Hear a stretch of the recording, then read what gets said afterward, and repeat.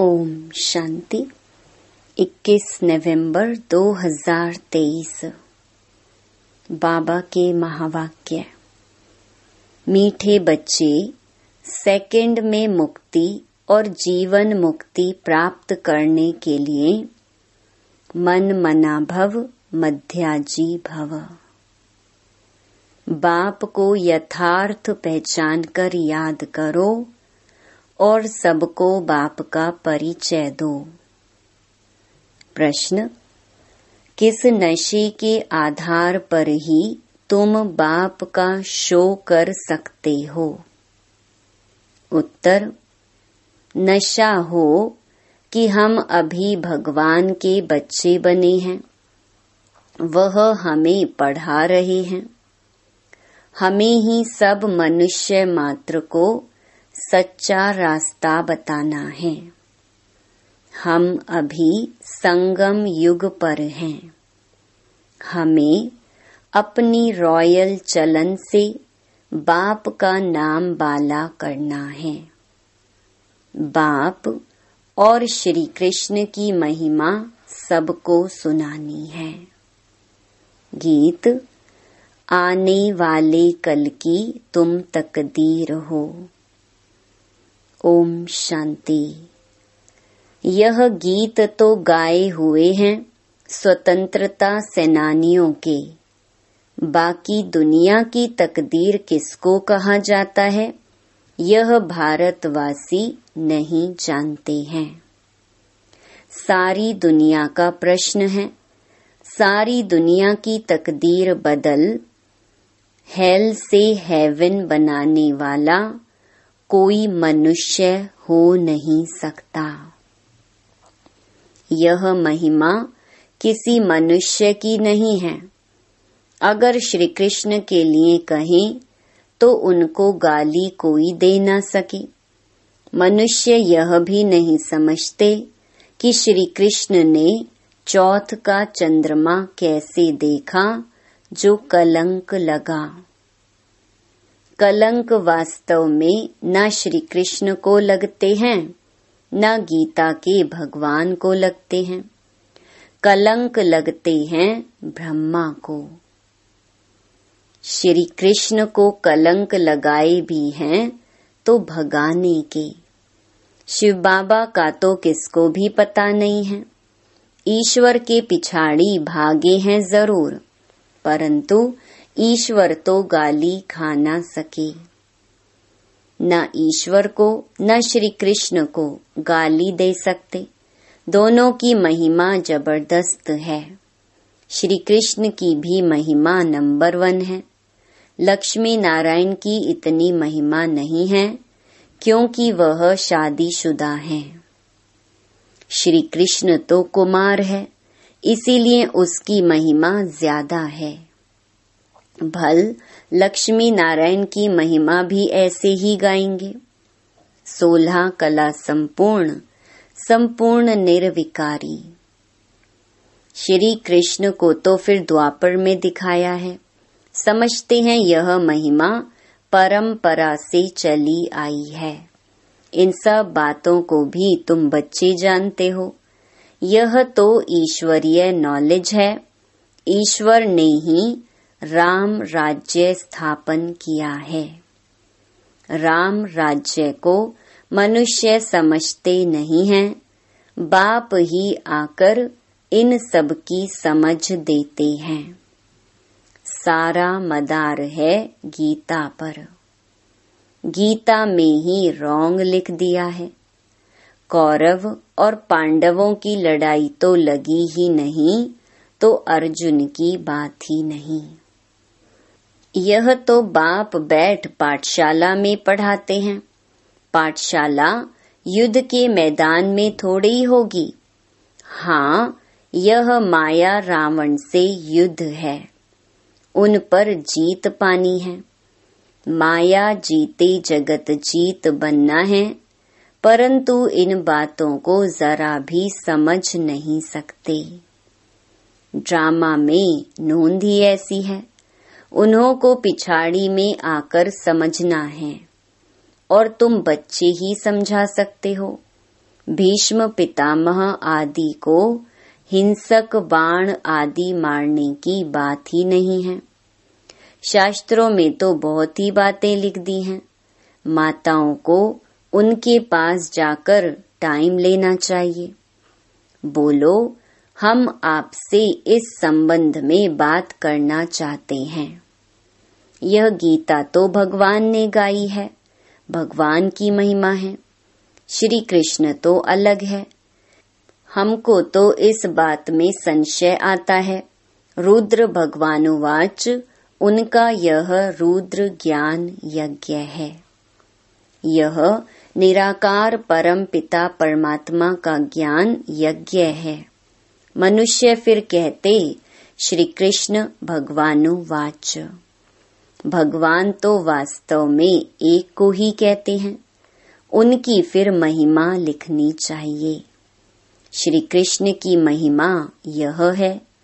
अब दोनों में गीता का भगवान कौन है? गीता में लिखा हुआ है सहज राज योग। बाप कहते हैं कि बेहद का संन्यास करो। देह सहित देह के सर्व संबंध छोड़ अपने को आत्मा समझो। मन मना भव मध्याजी भव। बाप समझाते तो बहुत अच्छी रीति से हैं। गीता में है श्रीमद् भगवानुवाच। श्री अर्थात श्रेष्ठ तो परम पिता परमात्मा शिव को ही कहेंगे। श्री कृष्ण तो दैवी गुण वाला मनुष्य है।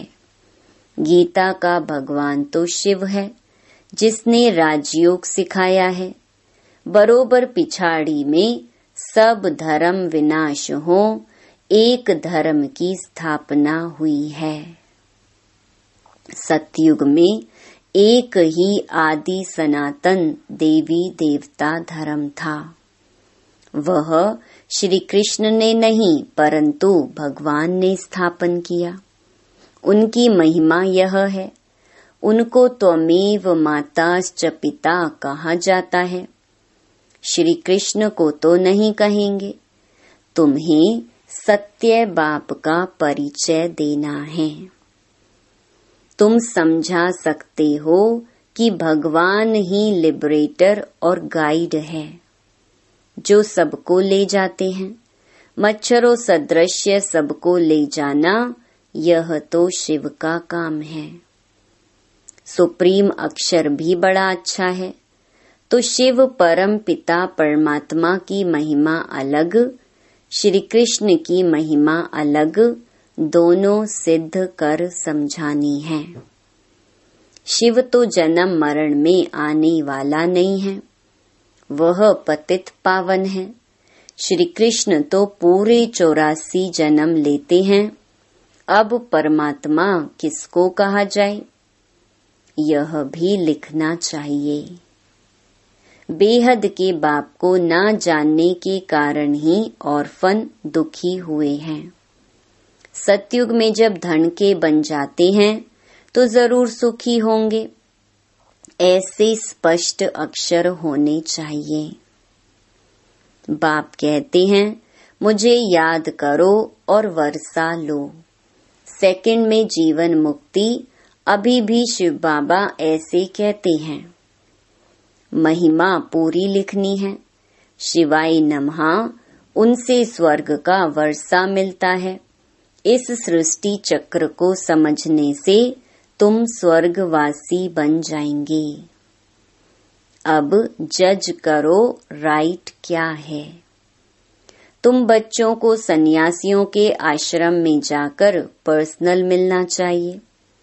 सभा में तो उन्हों को बहुत घमंड रहता है।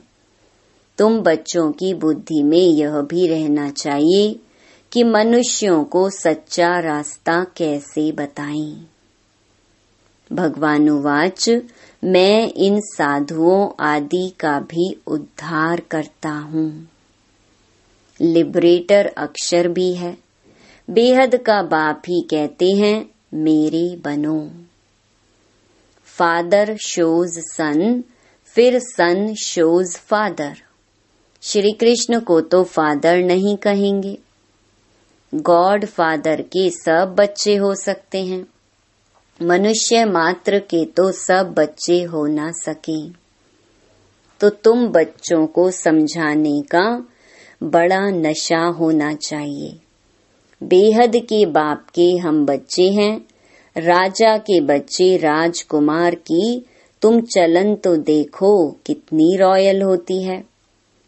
परंतु उस बिचारे पर, श्री कृष्ण पर तो भारतवासियों ने कलंक लगा दिया है। कहेंगे भारतवासी तो तुम भी हो। बोलो हाँ हम भी हैं, परंतु हम अभी संगम पर हैं। हम भगवान के बच्चे बने हैं और उनसे पढ़ रहे हैं। भगवानुवाच तुमको राजयोग सिखलाता हूँ। श्री कृष्ण की बात हो नहीं सकती, आगे चलकर समझते जाएंगे। राजा जनक ने भी इशारे से समझा है ना। परमपिता परमात्मा को याद किया और ध्यान में चला गया। ध्यान में तो बहुत जाते रहते हैं। ध्यान में निराकारी दुनिया और वैकुंठ देखेंगे।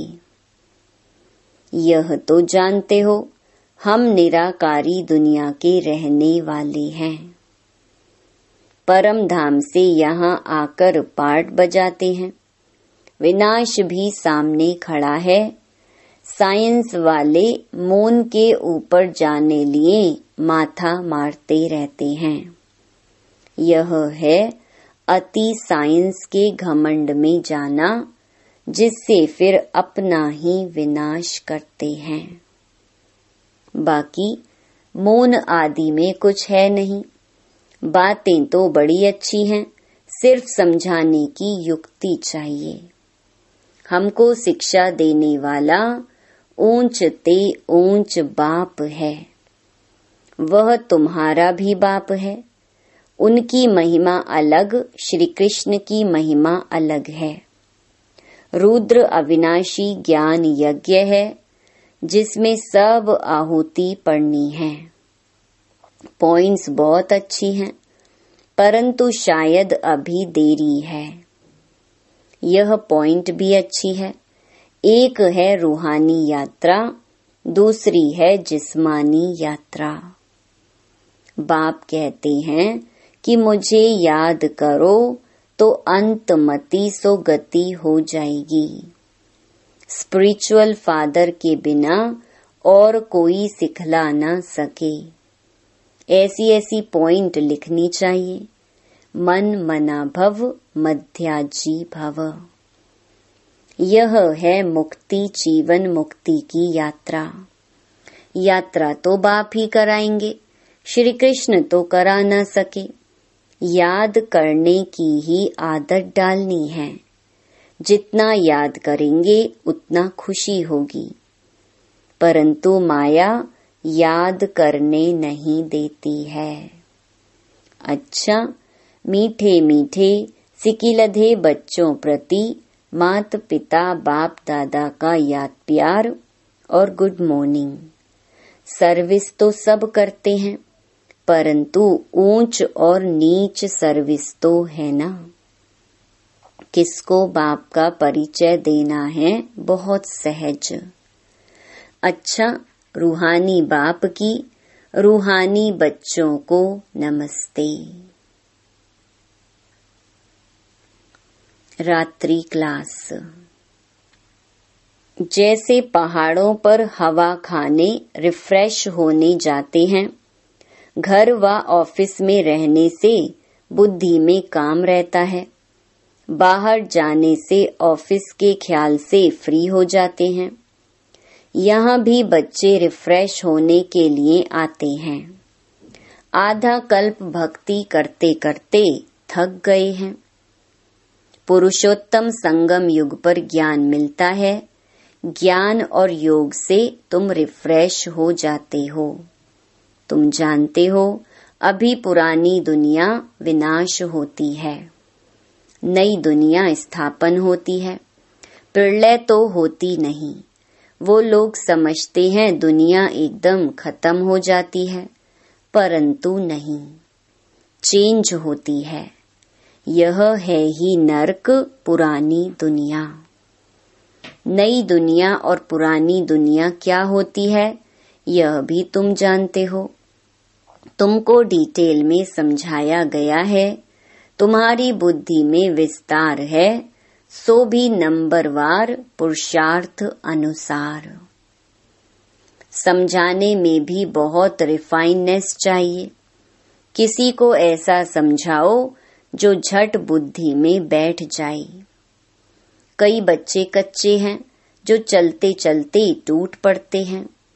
भगवानुवाच भी हैं, आश्चर्यवत् सुनंती कथंती। यहाँ है माया से युद्ध। माया से मरकर ईश्वर का बनते हैं, फिर ईश्वर से मरकर माया के बन जाते हैं। एडॉप्ट हो फिर फारकती दे देते हैं। माया बड़ी प्रबल है, बहुतों को तूफान में लाती है। बच्चे भी समझते हैं हार जीत होती है। यह खेल ही हार जीत का है। 5 विकारों से हारे हैं, अभी तुम जीतने का पुरुषार्थ करते हो। आखरीन जीत तुम्हारी है। जब बाप के बने हो तो पक्का बनना चाहिए। तुम देखते हो माया कितने टेम्पटेशन देती है।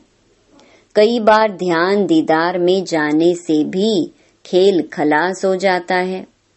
तुम बच्चों की बुद्धि में हैं, अब 84 जन्म का चक्कर लगाकर पूरा किया है। देवता, क्षत्रिय, वैश्य, शूद्र बने, अभी शूद्र से ब्राह्मण बने हैं। ब्राह्मण बन फिर देवता बन जाते हैं, यह भूलना नहीं है। अगर यह भी भूलते हो तो पांव पीछे हट जाते हैं, फिर दुनियावी बातों में बुद्धि लग जाती है। मुरली आदि भी याद नहीं रहती। याद की यात्रा भी डिफिकल्ट भासती है। यह भी वंडर है। कई बच्चों को बैज लगाने में भी लज्जा आती है।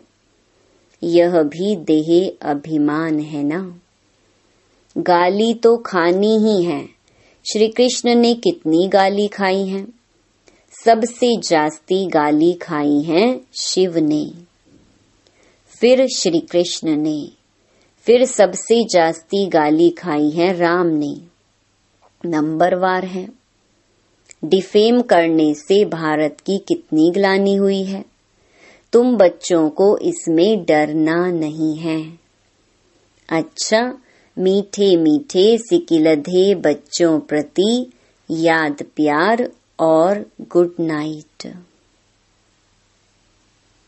धारणा के लिए मुख्य सार। पहला, बुद्धि से बेहद का संन्यास कर रूहानी यात्रा पर तत्पर रहना है। याद में रहने की आदत डालनी है। दूसरा, फादर शोज सन, सन शोज फादर, सभी को बाप का सत्य परिचय देना है। सेकंड में जीवन मुक्ति का रास्ता बताना है। वरदान, मनसा और वाचा के मेल द्वारा जादू मंत्र करने वाले नवीनता और विशेषता संपन्न भव। मनसा और वाचा दोनों का मिलन जादू मंत्र का काम करता है। इससे संगठन की छोटी छोटी बातें ऐसे समाप्त हो जाएंगी जो आप सोचेंगे कि यह तो जादू हो गया। मनसा शुभ भावना और शुभ दुआएं देने में बिजी हो तो मन की हलचल समाप्त हो जाएगी। पुरुषार्थ से कभी दिल शिकस्त नहीं होंगे, संगठन में कभी घबराएंगे नहीं। मनसा वाचा की सम्मिलित सेवा से विहंग मार्ग की सेवा का प्रभाव देखेंगे। अब सेवा में इसी नवीनता और विशेषता से संपन्न बनो तो 9 लाख प्रजा सहज तैयार हो जाएगी। स्लोगन: बुद्धि यथार्थ निर्णय तब देगी जब पूरे पूरे वाइसलेस बनेंगे। मातेश्वरी जी के मधुर महावाक्य। कलयुगी असार संसार से सतयुगी सार वाली दुनिया में ले चलना किसका काम है? इस कलयुगी संसार को असार संसार क्यों कहते हैं? क्योंकि इस दुनिया में कोई सार नहीं है। माना कोई भी वस्तु में वो ताकत नहीं रही, अर्थात सुख शांति पवित्रता नहीं है जो इस सृष्टि पर कोई समय सुख शांति पवित्रता थी। अब वो ताकत नहीं है क्योंकि इस सृष्टि में 5 भूतों की प्रवेशता है। इसलिए ही इस सृष्टि को भय का सागर अथवा कर्म बंधन का सागर कहते हैं। इसलिए ही मनुष्य दुखी हो परमात्मा को पुकार रहे हैं। परमात्मा हमको भव सागर से पार करो, इससे सिद्ध है कि जरूर कोई अभय अर्थात निर्भयता का भी संसार है जिसमें चलना चाहते हैं। इसीलिए इस संसार को पाप का सागर कहते हैं, जिससे पार कर पुण्य आत्मा वाली दुनिया में चलना चाहते हैं। तो दुनियाएं 2 हैं, एक सतयुगी सार वाली दुनिया, दूसरी है कलयुगी असार की दुनिया। दोनों दुनियाएं इस सृष्टि पर होती हैं। अच्छा, ओम शांति।